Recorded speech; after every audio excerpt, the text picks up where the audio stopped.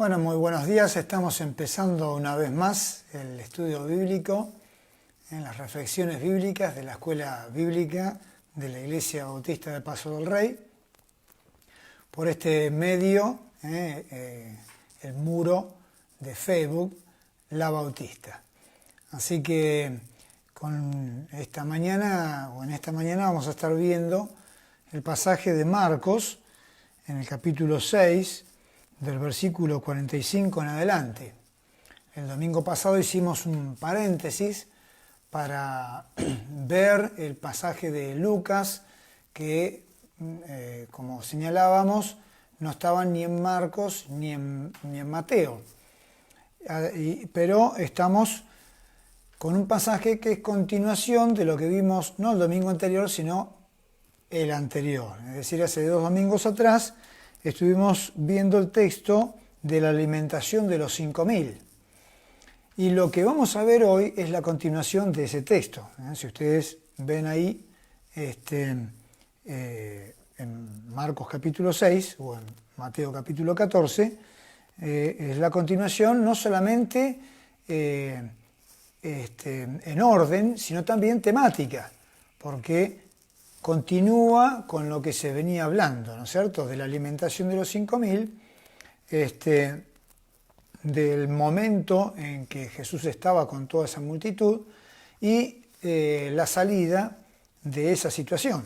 Entonces, hay varios detalles que este pasaje nos muestran, del versículo 45 en adelante, que justamente no podemos aislarlo del relato de los versículos anteriores, ¿no?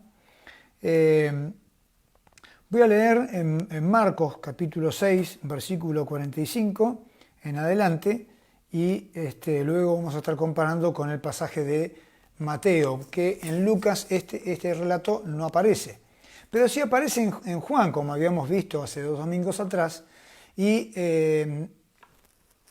Juan señala algunas cosas que son muy importantes para entender estos 2 relatos, la de la alimentación de los 5.000 y la forma de salir de esa situación de Jesús y los discípulos, más lo que sucedió en el mar, ¿no? Así que vamos a estar comparando también con el Evangelio de Juan en el capítulo 6, porque aunque Juan no es sinóptico con estos otros 3, Mateo, Marcos y Lucas, pero sí nos aporta información, ¿no? Entonces en Marcos capítulo 6, versículo 45, dice: enseguida hizo a sus discípulos entrar en la barca e ir delante de él a Betsaida, en la otra ribera, entre tanto que él despedía a la multitud. Y después que los hubo despedido, se fue al monte a orar. Y al venir la noche, la barca estaba en medio del mar y él solo en tierra. Y viéndoles remar con gran fatiga, porque el viento les era contrario, cerca de la 4ª vigilia de la noche, vino a ellos andando sobre el mar y quería adelantárseles. Viéndole ellos andar sobre el mar, pensaron que era un fantasma y gritaron, porque todos le veían y se turbaron. Pero enseguida habló uno de ellos y les dijo, habló con ellos y les dijo: tened ánimo, soy yo, no temáis. Y subió a ellos en la barca y se calmó el viento, y ellos se asombraron en gran manera y se maravillaban, porque aún no habían entendido lo de los panes, por cuanto estaban endurecidos sus corazones. Terminada la travesía, vinieron a tierra de Genesaret y arribaron a la orilla, y saliendo ellos de la barca, enseguida la gente le reconoció, y recorriendo toda la tierra de alrededor comenzaron a traer de todas partes enfermos en lechos, a donde oían que estaba, y donde quiera que entraban las aldeas, ciudades o campos, ponían en las calles a los que estaban enfermos, y le rogaban que les dejase tocar siquiera el borde de su manto, y todos los que le tocaban quedaban sanos. Bueno, obviamente seguía hasta el final del capítulo porque está bien relacionado, y aparte es un breve pasaje que no lo vamos a dejar pendiente, ¿no? Entonces nos encontramos con esta situación de los discípulos andando en el mar y Jesús aparte, ¿no? Lo primero que nos llama la atención en el versículo 45, que dice, enseguida hizo a sus discípulos entrar en la barca e ir delante de él a Betsaida. Esto, como en Mateo también, nos muestra una forma, digamos, empujando de alguna manera a los discípulos a irse, ¿no? Dice en el versículo 22 de Mateo 14, también, enseguida Jesús hizo a sus discípulos entrar en la barca e ir delante de él a la otra ribera, entre tanto que él despedía a la multitud.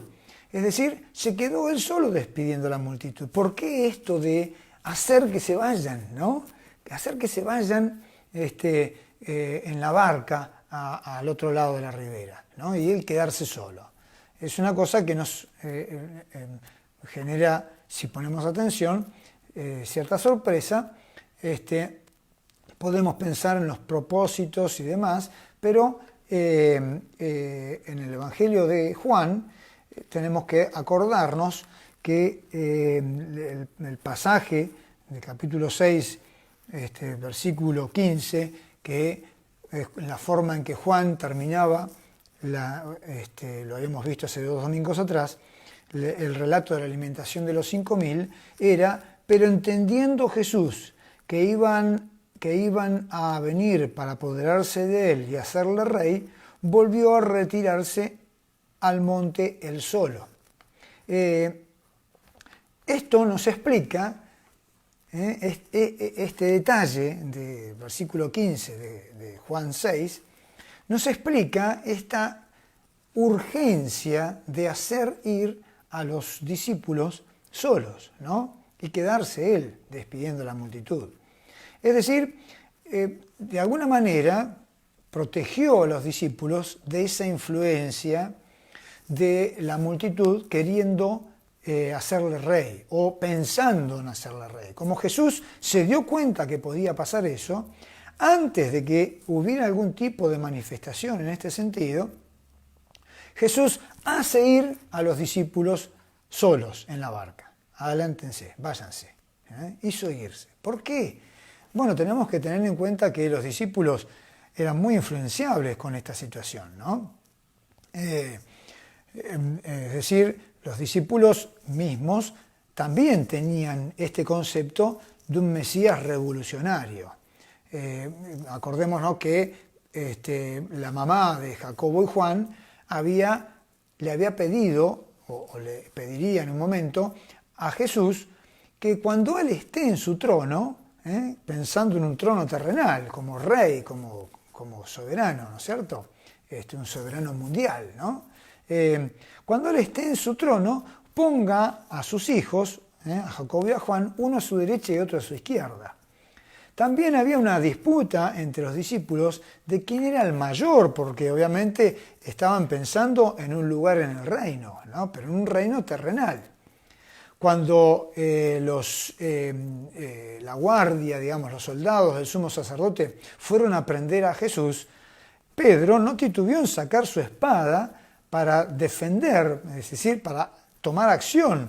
Es decir, él también hasta ese momento veía una situación de un Mesías político, un Mesías revolucionario, que se iba a establecer en un trono terrenal.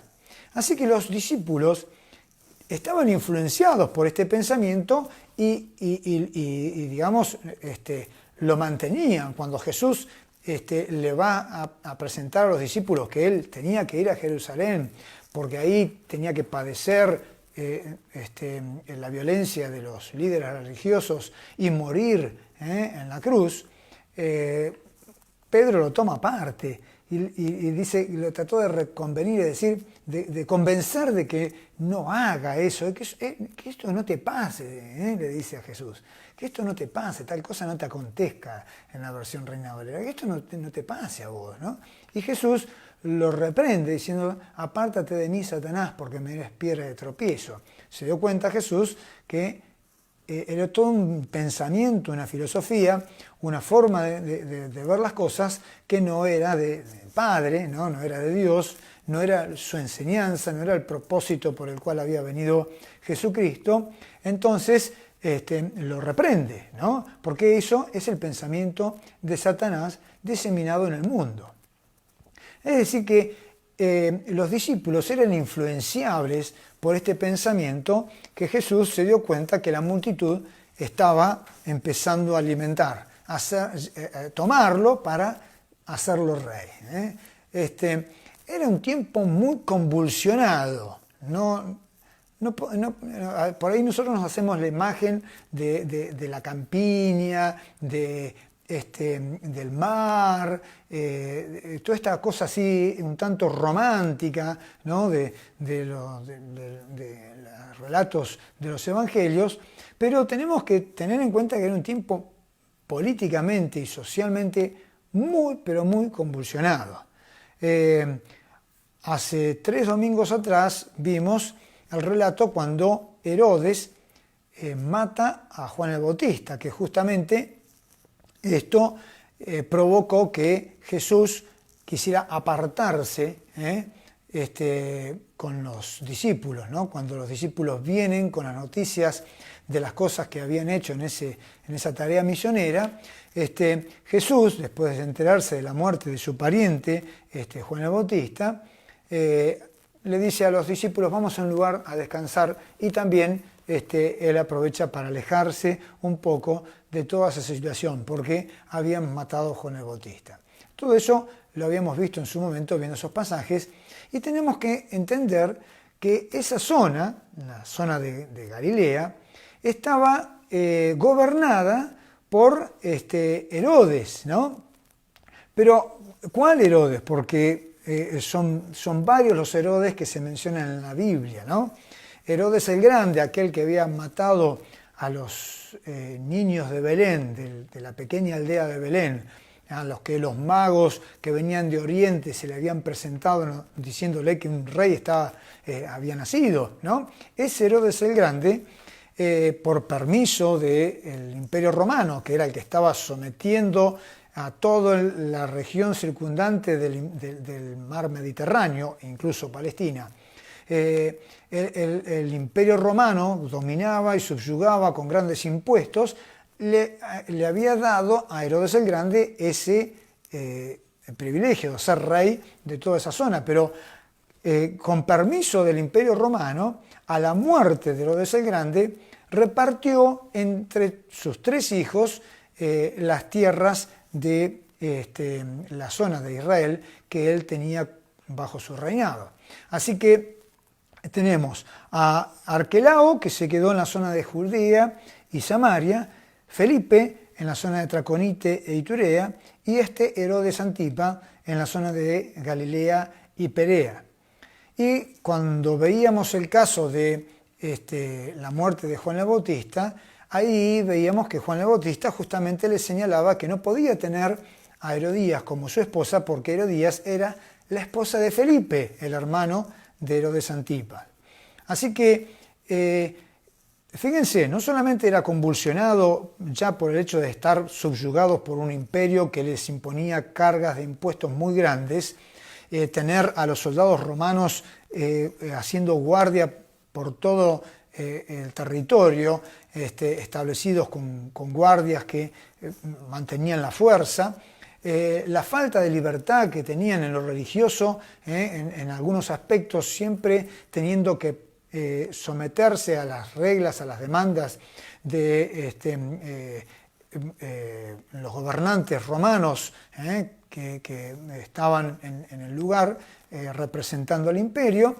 Todo eso era algo ya de por sí molesto para los judíos, y con un deseo de libertad de toda esa opresión de gentiles, es decir, de personas que no eran judías, con impuestos y con el sometimiento. Por ejemplo, una de las tantas cosas que ellos vivían y que se marca en Mateo, como oportunamente lo hemos visto, tenían, por ejemplo, el derecho un soldado romano de llamar a un ciudadano, a un habitante judío y decirle, llévame esta carga por una milla, ¿no? Fíjense, así podían disponer de las personas.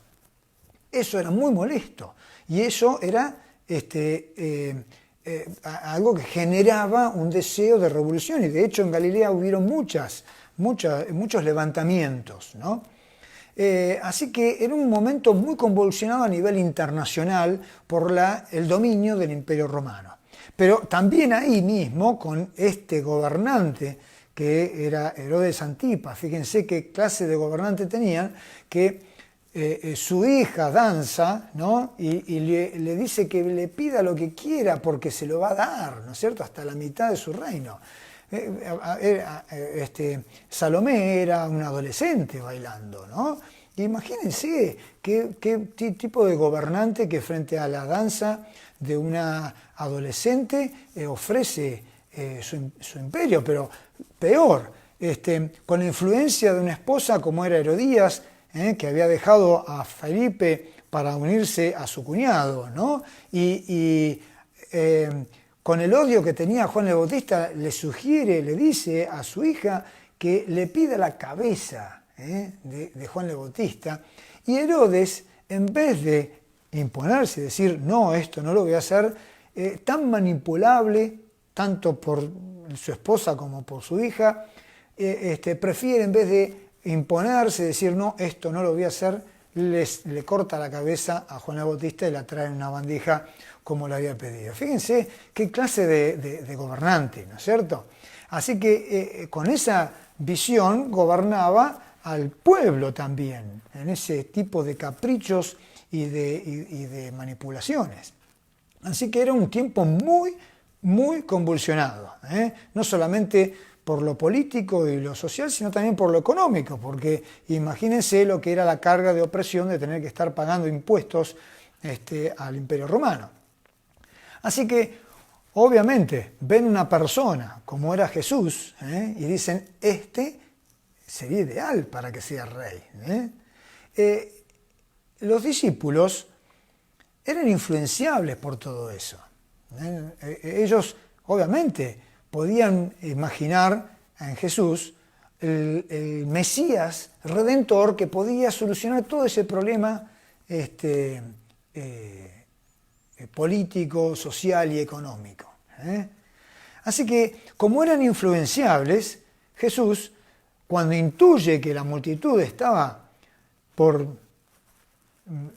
forzarlo a ser rey, o tenían esa intención, los hace irse. Váyanse, suban al bote, a la barca, y váyanse. Esto nos explica un poquito toda esta situación que estaba pasando ahí. Y Jesús se queda solo, despidiendo a la multitud, sin que los discípulos sean testigos de toda esa situación, y se va al monte solo a orar. Es decir, se aísla de todo. Jesús de ninguna manera quería ser rey y obviamente ese es el gran tema de este pasaje, ¿no? Que los seres humanos tratamos de solucionar problemas temporales con soluciones temporales, pero las soluciones que Dios dispone son eternas, ¿no? Es decir, cuando hablo de lo temporal me refiero a lo de este mundo. Nosotros queremos solucionar los problemas de este mundo con soluciones o estrategias de este mundo. Pero los problemas de este mundo se solucionan con soluciones eternas, con soluciones del cielo, no de este mundo. Y Jesús es esa solución del cielo, del Padre para el mundo. Y nosotros seguimos enfrascados en soluciones de este mundo, para problemas de este mundo. Fíjense en el versículo 52 de Marcos, capítulo 6, nos muestra que justamente así es como estaban los discípulos, porque dice, porque aún no habían entendido lo de los panes por cuanto estaban endurecidos sus corazones, es decir, todavía seguían pensando en forma terrenal, es decir, para problemas del mundo, soluciones del mundo. Así que ellos seguían enfrascados en esa cuestión. Por eso Jesús les dice, váyanse, váyanse. Y el tema, como estaba diciendo de este pasaje, es que lo que nos quiere mostrar el Señor, tanto como fue a los discípulos, a nosotros mismos también, es que las soluciones de este mundo las tiene Él con estrategias del cielo. Entonces dice que una vez que despidió a la multitud, dice el versículo 46, se fue al monte a orar. Ahí estaba el Señor a solas con el Padre, otra vez orando, ¿no? Nos cuenta que, versículo 47, al venir la noche, la barca estaba en medio del mar y él solo en tierra. En Mateo, en el capítulo 14, nos describe un poquito más lo que significa esto de la noche, porque en el versículo 25, podemos leer desde el 24, que dice, y ya la barca estaba en medio del mar, azotada por las olas, porque el viento era contrario. Mas a la cuarta vigilia de la noche Jesús vino a ellos andando sobre el mar. Es decir, a la cuarta vigilia de la noche. Tenemos que entender que la noche para los judíos comenzaba a las 6 de la tarde y terminaba a las 6 de la mañana. Y se dividía en 4 partes, es decir, 4 vigilias. Es decir, cada parte de esa noche, desde las 6 de la tarde hasta las 6 de la mañana, tenía 3 horas. Entonces, si hacemos la cuenta, esta cuarta vigilia es el periodo que va desde las 3 de la mañana hasta las 6 de la mañana, la última vigilia, la última parte, el último tramo de la noche. Así que Jesús estuvo desde la tarde o atardecer, no sabemos bien qué hora podría ser, pero estuvo orando toda la noche hasta un momento entre las 3 y las 6 de la mañana. Y a esta hora entonces Jesús va en búsqueda o va hacia donde estaban los discípulos, ¿no? En Marcos, capítulo 48, dice, y viéndoles remar con gran fatiga, porque el viento les era contrario, cerca de la cuarta vigilia de la noche, vino a ellos andando en el mar. Es decir, que Jesús los veía. Esto es algo que nos puede causar conflicto, porque como en una tormenta Jesús los veía, ¿no es cierto? Está describiendo algo que no entiendo. Bien, tenemos que acordarnos cuando hablábamos en otro momento de cuando Jesús calmaba la tempestad, lo que significaban las tempestades en el mar de Galilea o lago de Genesaret, ¿no? Las tempestades, estas tormentas de viento, no tenían que ver con un día lluvioso, ni con el cielo nublado, para nada. Eran tormentas de viento porque eran los vientos que venían del norte a través de los corredores que se armaban entre las montañas, con todos los ríos que iban desembocando en ese mar de Galilea, y entonces esos vientos fuertes del norte, al pasar por esos, llamémosle tubos, esos canales de aire, cobraban más fuerza y así desembocaban en el mar, generando tormentas de viento, nada más que viento, ¿no? Pero como habíamos visto cuando analizábamos el pasaje de la alimentación de los 5.000, es un tiempo de primavera, porque decía el pasaje de la alimentación de los 5.000, el relato ese, que los hizo recostar sobre la hierba verde, es decir, era primavera. Así que podemos imaginarnos un cielo despejado, una luna llena, porque estaría cerca de la Pascua, o en la Pascua, y era luna llena. La Pascua se manejaba en el calendario judío solamente por las lunas, ¿no? Así que en luna llena, entonces podemos imaginarnos un panorama de Jesús caminando sobre el mar, pero en un momento iluminado por la luna, en una noche clara, obviamente, y el viento que les era contrario, es decir, con el viento en contra, las olas van siendo grandes, ¿no? Como hemos visto en aquel momento de la tormenta, que las olas eran tan grandes en esa tormenta que Jesús había parado, eran tan grandes que las olas llenaban la barca y estaba por hundirse, ¿no? Bueno, eso es algo parecido es lo que pasa en este pasaje, ¿no es cierto? En Mateo 14, 26 dice, viéndoles andar, y los discípulos, viéndole andar sobre el mar, se turbaron diciendo un fantasma y dieron voces de miedo. Los dos pasajes marcan lo mismo, ¿no? En el versículo 49 de Marcos 6 dice, viéndole ellos andar sobre el mar, pensaron que era un fantasma. Es decir, que fíjense que realmente los pensamientos de los discípulos estaban muy influenciados por las cosas de esa época y de ese momento, ¿no es cierto?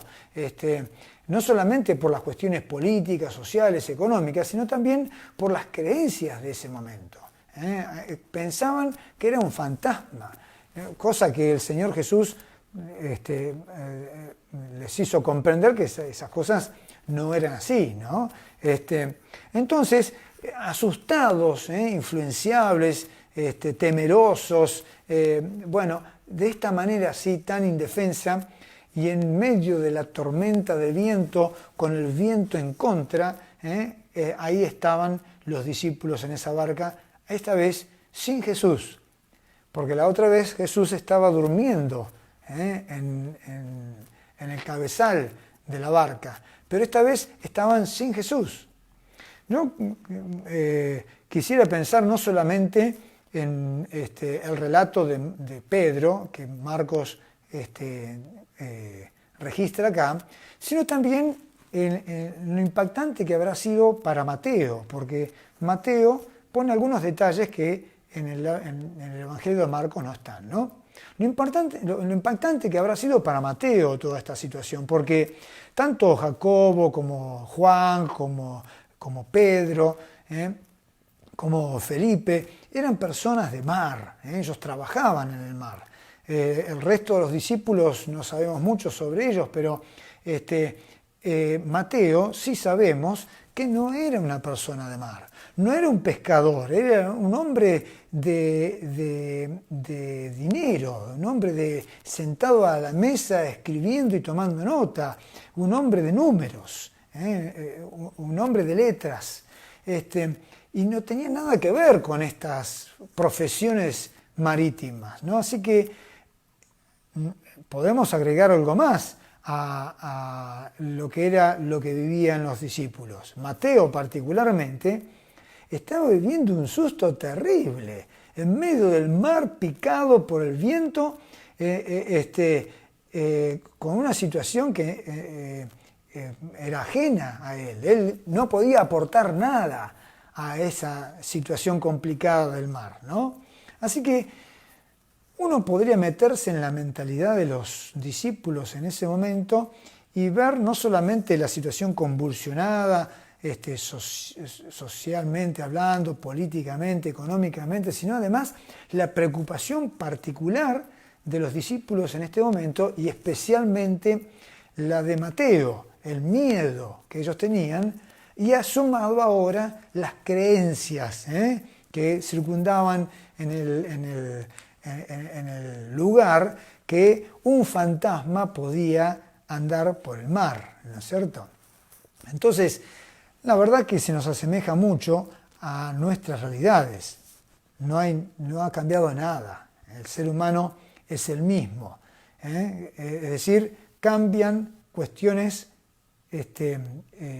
históricas y de contexto, pero la esencia del ser humano sigue siendo la misma. Seguimos nosotros viviendo en tiempos convulsionados internacionalmente, con problemas económicos, con distintas situaciones en cada país por sus gobernantes, que no aportan la solución que nosotros esperamos o que hace falta, con creencias que nos desvían de una verdadera solución y nos traen temor, y con los conflictos particulares, como en ellos el estar en medio de una tormenta en la barca, cada uno de nosotros también con conflictos, tormentas particulares, en situaciones indefensas, ¿no?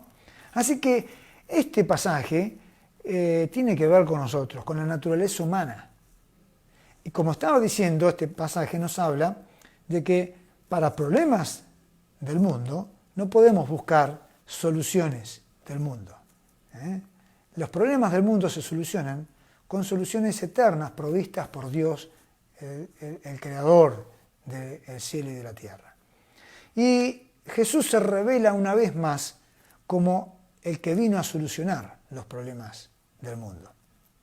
Pero no desde la perspectiva que los hombres quisieran que la solucione, haciéndolo rey, por ejemplo, o buscando algún tipo de solución desde nuestra perspectiva, sino la solución desde la perspectiva de Él. El relato de Mateo capítulo 14 contiene algo que no está ni en Juan ni en Marcos. Y es el hecho de que en el versículo 28, Pedro le respondió, le dijo, Señor, si eres tú, porque en el versículo 27 Jesús les habló diciendo, no, tened ánimo, soy yo, no temáis, no tengan miedo que soy yo. Pero la duda de Pedro lo lleva a proponerle un desafío a Jesús.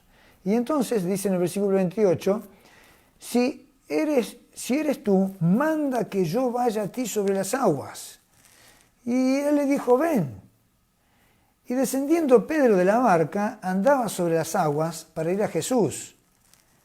Pero al ver el fuerte viento, tuvo miedo y comenzando a hundirse, dio voces diciendo, Señor, sálvame. Al momento Jesús, extendiendo la mano, asió de él y le dijo, hombre de poca fe, ¿por qué dudaste? Y cuando ellos subieron a la barca, se calmó el viento. Bueno, en el relato de Marcos no está esto. Solamente dice, termina el versículo 50 diciendo que él les dijo, tened ánimo, soy yo, no temáis. Y el versículo 51, seguido, dice, y subió a ellos en la barca, no habla de Pedro, ¿no? Y subió a ellos en la barca y se calmó el viento. Es decir que Mateo registra algo que Marcos no lo registró. Seguramente Marcos no lo escuchó muchas veces esto de parte de Pedro y por eso no lo registró. Pero Mateo, toda esta situación fue desbordante para él. Él estaba en una situación de totalmente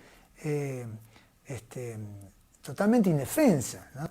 Si los discípulos, el resto de los discípulos que eran navegantes, no podían solucionar esto, no podían contra esto, remando en medio de la tormenta, estaban temerosos. Imagínense Mateo que no sabía nada de la pesca, ¿no? Y del mar, que él lo suyo eran los números, ¿no? Y las comisiones que podía cobrar de más. Eso era la riqueza, el dinero, eso había sido lo suyo, ¿no? Ahora era un hombre de letras, ni nada más. Ahora estaba ahí y tremendamente conmocionado por todo esto. Registra esto que no pasó inadvertido para los discípulos.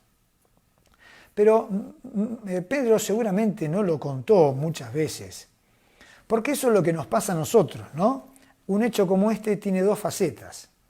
Uno es la gloria de haber caminado sobre el mar, pero otro es la vergüenza de haberse hundido. Y eso es lo que nos pasa a todos, ¿no?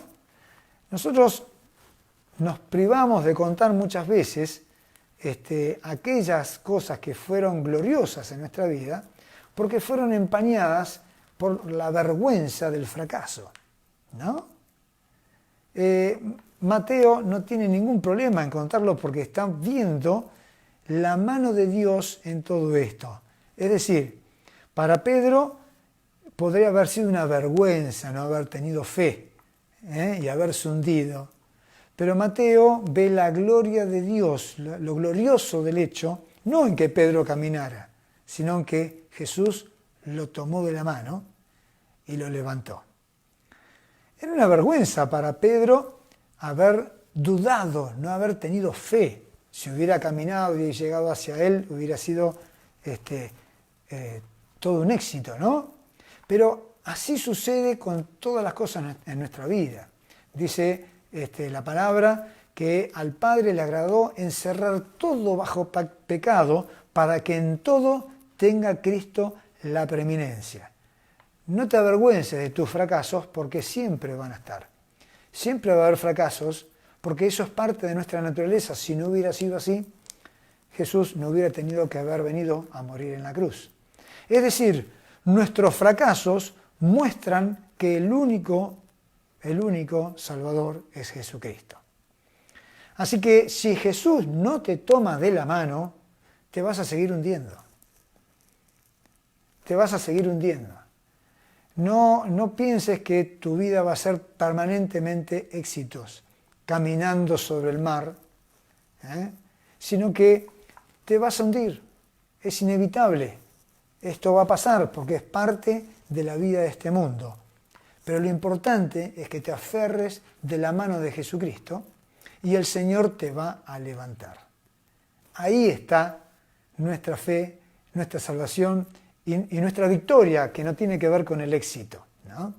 El éxito siempre tiene fracasos, pero la victoria que tenemos en Cristo es victoria regalada de su mano, por Él, ¿no es cierto? Él nos toma de la mano y nos hace más que vencedores.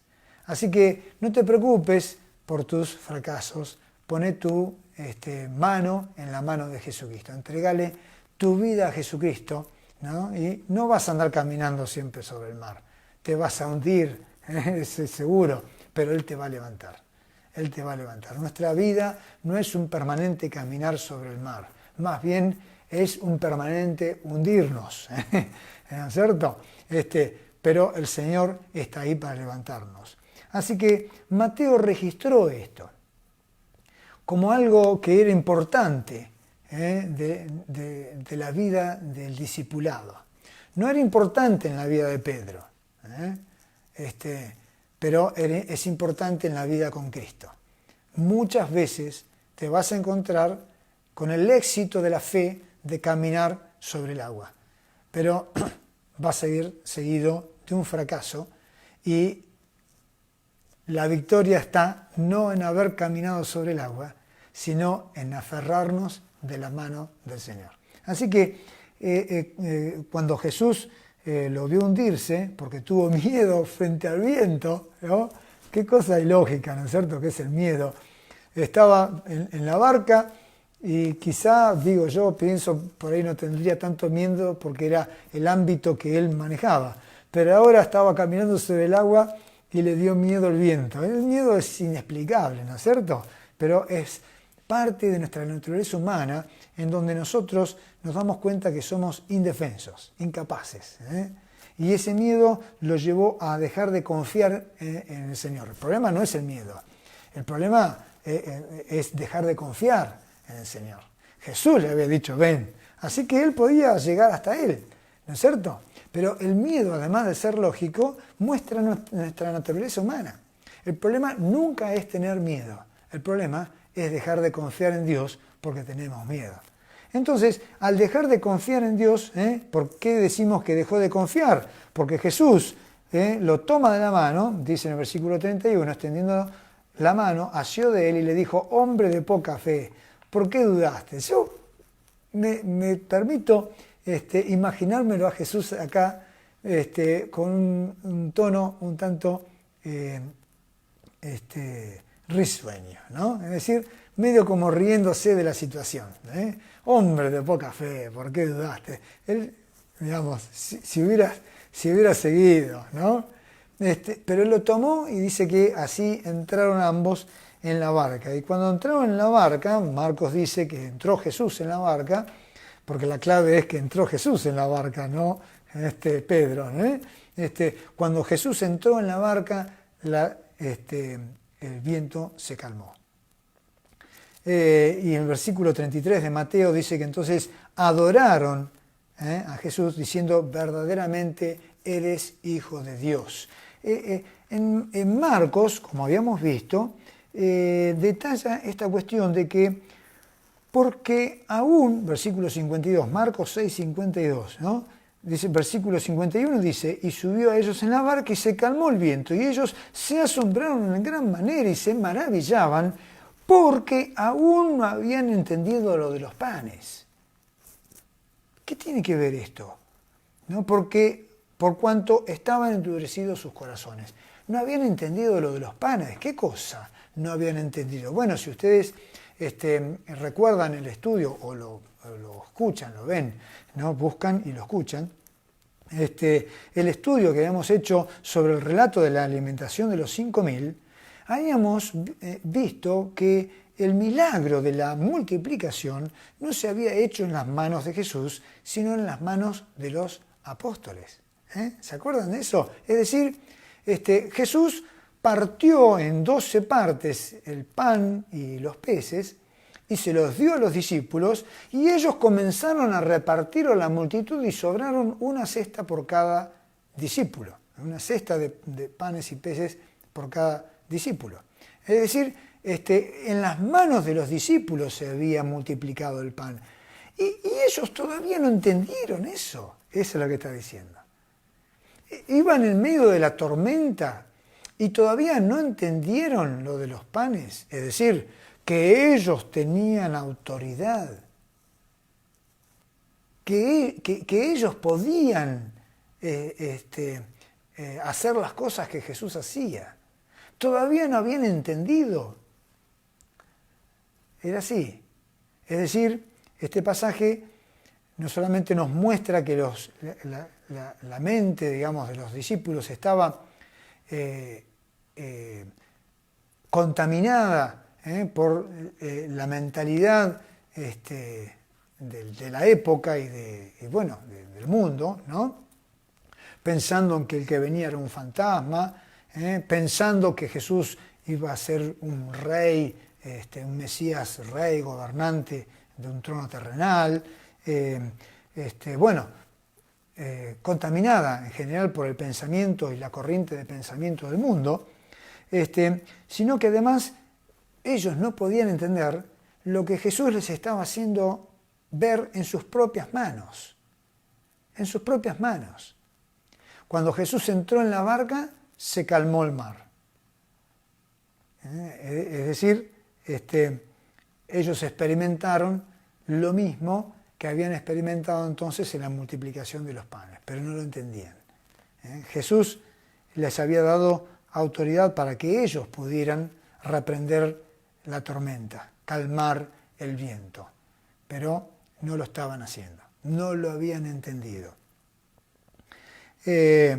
Así obviamente nos pasa a nosotros también, ¿no? No entendemos lo que significa ser hijos de Dios, la grandeza de lo que significa ser hijos de Dios, ¿no? Lo que el Señor puso en nuestras manos. Así que, dice que se asombraron, tantas cosas habían visto de parte de Jesús y ahora se asombraban otra vez porque la tormenta cesaba cuando Él ingresaba a la barca. Tanto Mateo como Marcos continúa con el relato de que terminada la travesía, vinieron a tierra de Genesaret, es decir, a la tierra de Betsaida, donde el Señor los había mandado, dice, y arribaron a la orilla, y saliendo ellos de la barca, enseguida la gente le conoció. Y dice que él recorría, y la gente ponía a los enfermos cerca, digamos, donde él pasaba, y le pedían que, por favor, aunque más no sea, le dejaran tocar su manto. dice en Mateo 14:36, dice, y le rogaban que les dejase tocar solamente el borde de su manto, y todos los que lo tocaban quedaron sanos, ¿no? En Marcos 6:56 dice, donde quiera que entraban, las aldeas, ciudades o campos, ponían en las calles a los que estaban enfermos y les rogaban que les dejase tocar siquiera el borde de su manto, y todos los que le tocaban quedaban sanos. Miren, esto podía ser mucho más sorprendente para los discípulos que el hecho de que la tormenta se calmara, ¿no? Pero sin embargo no. ¿Qué cosa? Estaban tan acostumbrados a ver a Jesús sanando enfermos que les sorprendía que Jesús calmara la tormenta. Lo adoraron cuando Jesús calmaba la tormenta, pero no lo adoraban viendo que Jesús sanaba a los enfermos, ¿no? Qué cosa tremenda esto, ¿no? Cómo es que también de pronto nosotros nos acostumbramos a andar en la vida cristiana con Cristo y no nos damos cuenta de la grandeza de lo que Dios hizo en nosotros, ¿no? Somos hijos de Dios y todavía no se manifestó lo que habemos de ser, pero cuando Cristo venga se va a manifestar lo que somos en este tiempo, ¿no? Y lo que nosotros estamos acostumbrados a ver y a experimentar, el mundo tiene sed, necesita conocer a Dios, porque esto que nosotros experimentamos con Cristo, esto que para nosotros es habitual, el mundo no lo conoce y está en tormento. Ellos siguen en el tormento, buscando soluciones del mundo a problemas del mundo. Si vos sos una de esas personas, te animo a que busques a Jesucristo y pongas tu fe en Él, te agarres de la mano de Jesucristo, porque Él es la solución eterna de Dios para los problemas del mundo. Pero nosotros que conocemos a Cristo en nuestro andar cotidiano, tenemos que reconocer las grandezas de lo cotidiano que hace Jesús en nuestras vidas. Fíjense que Pedro aprendió, realmente aprendió. El Espíritu Santo lo guió y lo enseñó de tal manera que nos encontramos en el libro de Hechos, en el capítulo 4, a un Pedro caminando y que la gente dejaba a los enfermos a las puertas de la casa porque pensaban que la sombra de Pedro, cuando pasaba Pedro, los sanaba. Y eran tantos los milagros de sanidades que estaba conmocionado Jerusalén con esa situación, ¿no? Así que Pedro se dio cuenta, aprendió la lección. Acá dice que en versículo 52 de Marcos 6, porque aún no habían entendido lo de los panes. Pedro entendió no solamente lo de los panes, sino también de lo que era pasar y que las personas se sanaran por obra del Espíritu de Dios. Así que hay muchas cosas, ¿no?, que hoy no entendemos y el Señor nos va guiando, nos va llevando porque Él quiere hacer obra, tarea, trabajo con nosotros. Así que lo que tenemos que hacer es ponernos en las manos de Jesús. Aferrate de la mano del Señor. Poné toda tu confianza en Jesucristo. Aferrate de Él, aunque te estés hundiendo, aferrate de Él. No te preocupes, no te amargues por tus fracasos, porque son parte de la vida humana, son parte de nuestra naturaleza. Él vino para salvarnos, Él vino para ser nuestro Rey y Salvador. Entonces, aferrados de Él, nos vamos a levantar de nuestros fracasos como hundirnos en el agua, ¿no? Después de haber caminado sobre ella. Pero vos aferrate de la mano de Él y Él te va a transformar y va a usar tu vida. Así como Pedro terminó en la misma situación que Jesús, caminando y los enfermos sanándose a su andar. También el Señor tiene planes con tu vida. En tus propias manos va a hacer la tarea. No es Jesús solamente el que hace las obras maravillosas, sino que Jesús las quiere hacer a través tuyo. Como multiplicó los panes y los peces en las manos de los discípulos, así los quiere hacer a través tuyo. Y quiere que vos entiendas que todas las tormentas de tu vida, lo que vos estás viviendo, tremendamente doloroso, que genera miedo, pánico, todas esas tormentas, Él las calma. Pero te da autoridad a vos, para que vos reprendas esas tormentas, ese viento, esa tormenta, y también se haga la bonanza, ¿no? En tu situación particular y con la predicación del Evangelio es la solución que tenemos para los problemas del mundo, una solución eterna para problemas temporales. Jesucristo es el Hijo de Dios que se encarnó, se hizo hombre, murió en la cruz para dar una solución definitiva a los problemas de la humanidad. La solución final se da cuando Cristo viene otra vez a buscar a los que creen y confían en Él. ¿Sos de esos? ¿Sos de los que creen en Él? ¿Sos de los que van a ir a su gloria porque creen en Él, porque están agarrados de la mano de Cristo, porque le entregaron su vida a Cristo? ¿O sos de los que prefieren ir a condenación eterna, rebelándote y negando a Jesucristo?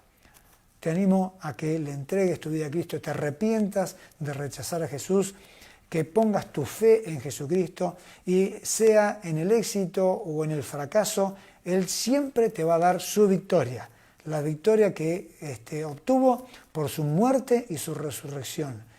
Jesucristo es el victorioso y quiere que vos seas salvo y recibas la victoria de la vida eterna junto con Él. Así que te animo otra vez más a que si vos todavía no le entregaste tu vida a Cristo, lo hagas ya, ahora. Comenzá a hablar con Jesús y entregale tu vida a Cristo. Confía en Él como tu Salvador y aferrate de su mano como lo hizo Pedro en medio de semejante tormenta, convulsión social, política, económica y hundiéndose en su fracaso. Que Dios te bendiga. Hasta el próximo domingo, el próximo estudio, que estemos juntos.